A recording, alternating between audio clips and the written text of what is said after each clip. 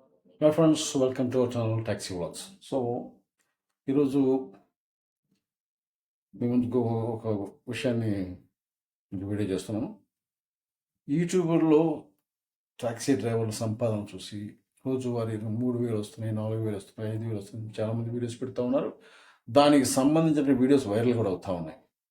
అయితే ఈ మధ్య చాలా కాలంగా చాలామంది అడుగుతున్న ప్రశ్న ఏంటంటే, మేము ఊర్లో నుంచి వచ్చేసి హైదరాబాద్లో ట్యాక్సీ తీసుకుందాం అనుకుంటున్నాము. ట్యాక్సీ బిజినెస్ హైదరాబాద్లో బాగుందంట కదా అని అడుగుతూ ఉన్నారు. దానికి సంబంధించి వీడియో చేద్దామని ప్రయత్నం చేస్తున్నాను. చాలామంది విలేజెస్ అలా మారుమూల ఉన్నటువంటి విలేజెస్ నుంచి కూడా విలేజ్లో ట్యాక్సీలు అని అడుగుతాయంటే మనకి ఒక ఆఫీస్ ఉంటుంది, ఆఫీస్ ఉంటుంది, ఒక ట్యాక్సీ స్టాండ్ ఉంటుంది. ఎవరైనా వచ్చి నాకు పలానా ఊరికి వెళ్తే ట్యాక్సీ కావాలంటే అక్కడి నుంచి నడుస్తూ ఉంటాయి. అక్కడ పెద్ద కమిషన్ కూడా ఏం తీసుకోరు. ఆఫీస్ మెయింటెనెన్స్కి 100 రూపాయలు 50 రూపాయలు తీసుకుంటారు, అట్లా నడుస్తూ ఉంటాయి. సో వాళ్ళందరూ సిటీకి వచ్చేసి హైదరాబాద్ వచ్చేసి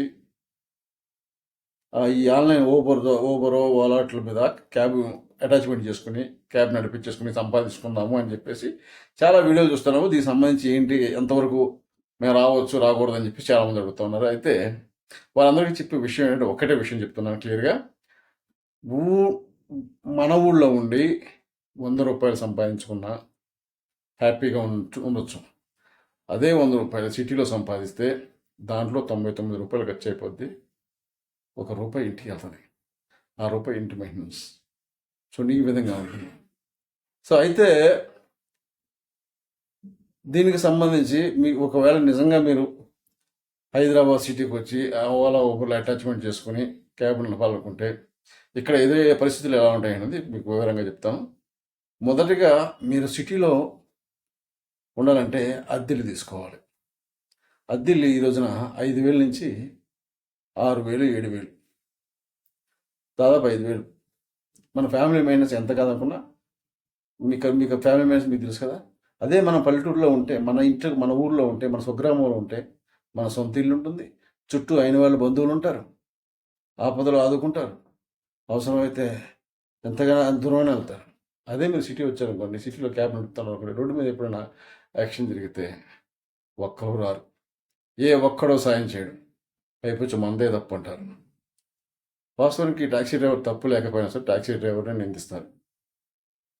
సో ఇది ఎలా ఉంటే పెరుగుతున్న ట్రాఫిక్ అనుగుణంగా మనం నడపలేక డీజిల్ ఖర్చు అయ్యి ఖర్చుకు సంబంధించినటువంటి డబ్బులు రాక చాలా అవస్థపడతాం. అలాగే వీటిని దృష్టిలో పెట్టుకుని ఓలా ఊబర్ ర్యాపిడో ఏం చేస్తాయంటే రేట్లు బాగా తగ్గించేస్తూ ఉన్నాయి. ఈ తగ్గించడం వల్ల మనం ఎంత నష్టపోతాం అనేది పక్కన పెడితే మనం తీవ్రంగా నష్టపోతాము. చివరికి ఆయిల్ డబ్బులు కూడా రాని పరిస్థితిలో ఉంది. ఇది ఎలా ఉంటే గబుక్కున మీరు ఈ హైదరాబాద్ సిటీలో ఉన్నారు, మీకు ఏదైనా జరిగింది అనుకోండి, రారా బాబు అని చెప్పి మీ ఊళ్ళో వాళ్ళు ఫోన్ చేస్తే వాళ్ళు వచ్చేటప్పటికి ఒక పూట ఆ రోజు పడుద్ది.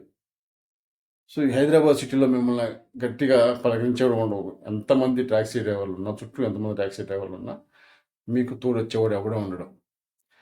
రోడ్డు మీద యాక్సిడెంట్ అయిందిరా అని చెప్పి ఈ వాట్సాప్ గ్రూపుల్లో పెడితే పెట్టిన గంటకు కూడా రెస్పాన్స్ రాదు ఒక్కొక్క సమయాన్ని. ఎందుకంటే అందుబాటులో ఎవరు లేకపోవచ్చు, ఎక్కడ ఒక్కొక్కరు ఒకటి తిరుగుతూ ఉంటాం కాబట్టి ఎవరు ఉండరు. మన గ్రూప్లో ఉంటారు, ఉండకపోవచ్చు. కనీసం రోడ్డు పోయి వెళ్తూ ఉంటారే, మన ట్యాక్సీ ఓడరా, మన ట్యాక్సీ డ్రైవర్రా, వాడికి ఏదైనా జరిగిందేమో, ఎందుకు జరిగింది యాక్సిడెంట్, ఎలా జరిగింది ఏంటో కనుక్కుందాం కూడా ఎవడ ఆపడం. చివరికి ఒక్క సందర్భంలో మన ప్రాణం పోయినా కూడా ఎవడ ఆపడం. అంత దరిద్రంగా ఉంటుంది. అదే మనం విలేజ్లో ఉన్నాం అనుకోండి, చక్కగా సమయానికి రండి అంటే 10 మంది స్నేహితులు వస్తారు, ఆపదలో ఉన్నాయంటే ఆయన బంధువులు వస్తారు, ఆదుకుంటారంటే అయిన వాళ్ళు వస్తారు. చాలా ఉపయోగకరంగా ఉంటుంది. దీన్ని దృష్టిలో పెట్టుకుని ఎవరైనా సరే సిటీలో క్యాబ్ నడిపి బాగుపడదాం అనుకుంటే అది దూరపు కొండల నునుపులా ఉంటుంది.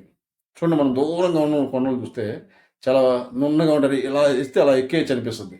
అలాగే మీ విలేజ్ను చూస్తే హైదరాబాద్ నగరం కూడా అలాగే ఉంటుంది. ఇక్కడ బ్రతకాలంటే చాలా కష్టపడాలి. ఇంటిని అయిన వాళ్ళని దూరం పెట్టుకుని బ్రతకాలి. సో మీరు బ్రతకాలి అనుకుంటే మీ ఊళ్ళోనే సాధ్యం. సేఫ్, క్షేమంగా ఉండొచ్చు. 100 రూపాయలు సంపాదించుకున్నా హాయిగా ఉండొచ్చు, క్షేమంగా ఉండొచ్చు. అయిన వాళ్ళందరినీ వదులుకొని దూరపు కొండలకి వచ్చేసి ఇక్కడ రాళ్ళు రప్పలు చెట్లు చేమలు అని తప్ప మనకి ఏం మిగవు. ఒకవేళ నిజంగా మీరు రావాలనుకుంటే చేద్దాం అనుకుంటే ట్రయల్ 100 రోజులు ట్రయల్ అయ్యింది అంతే. ఈ 100 రోజుల్లో మీకు తెలిసిపోద్ది మీ జీవితం ఏంటి, మీ భాగవతం ఏంటి అనేది. ఇక హైదరాబాద్ నగర పరిస్థితి ఏంటనేది మీకు తెలిసిపోద్ది. ఇప్పుడు రోజు రోజుకి ట్రాఫిక్ పెరుగుతూ ఉంది. ఎక్కడ పడితే అక్కడ ఆంక్షలు వస్తూ ఉన్నాయి. ఇటు తిప్పి మనం ఒక చోటకి వెళ్ళాలంటే 3 కిలోమీటర్లు ముందుకెళ్ళి 4 కిలోమీటర్లు వెనక్కి రావాలి. అటువంటి పరిస్థితులు ఉన్నాయి హైదరాబాద్లో. సో హైదరాబాద్లో బతకాలనుకుంటే, క్యాబినెట్తో బతకాలనుకుంటే చాలా కష్టపడాలి. అయిన వాళ్ళందరినీ వదులుకోవాలి. ఆపదలు ఆదుకునే వాళ్ళు ఉండరు, సహాయం చేసేవాళ్ళు ఉండరు. నడి రోడ్డు మీద ఏం జరిగినా మనం అనాథలైపోతాం. మీరు అనాథలైనప్పుడల్లా మిమ్మల్ని నమ్ముకున్న కుటుంబ సభ్యులు కూడా అనాథలైపోతారు. దాన్ని దృష్టిలో పెట్టుకోండి. కాబట్టి దూరపు కొండల నునుపు అన్న సామెతను మీరు దృష్టిలో పెట్టుకొని సాధ్యమైనంత వరకు మీ గ్రామాల్లోనే మీ ట్యాక్సీలు నడుపుకుంటూ జీవనం సాగిస్తాకే ప్రయత్నం చేయండి. ఓకే ఫ్రెండ్స్, నా వీడియో నచ్చితే లైక్ చేయండి. ఇది నిజమనుకుంటే మీ ఫ్రెండ్స్కి ఫార్వర్డ్ చేయండి. Thank you very much.